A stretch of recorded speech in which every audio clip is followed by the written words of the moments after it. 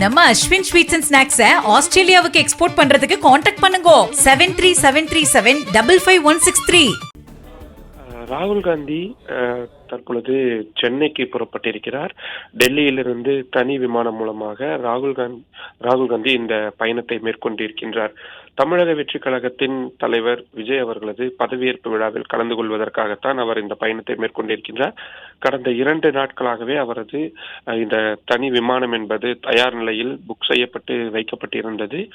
எப்பொழுது ஆளுநர் அழைத்தாலும், எப்பொழுது விஜய் அவர்களது பதவியேற்பு நேரம் குறிக்கப்பட்டாலும் உடனடியாக அதற்கு கிளம்ப வேண்டும் என்பதற்காக தயார் நிலையில்தான் ராகுல் காந்தியின் அலுவலகம் என்பது செயல்பட்டு வந்தது.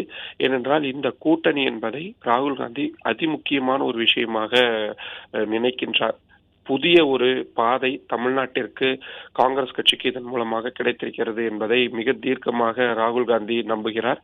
நேற்றைய தினம் ஒருவேளை பதவியேற்பு விழா இருந்திருந்தால் மல்லிகார்ஜுன கார்கே, காங்கிரஸ் கட்சியின் தலைவர் மல்லிகார்ஜுன கார்கேவும் வருவதாகத்தான் திட்டம் என்பது வைக்கப்பட்டிருந்தது.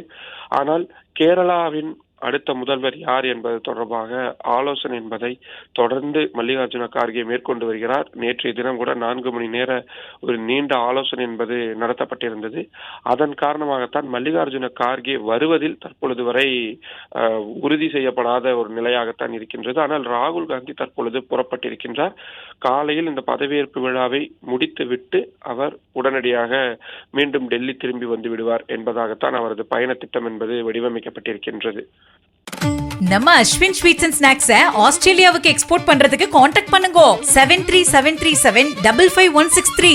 பிளே ஸ்டோர் மற்றும் ஆப் ஸ்டோரில் இருந்து பாலிமர் செயலியை QR கோடு மூலம் பதிவிறக்கம் செய்யுங்கள்.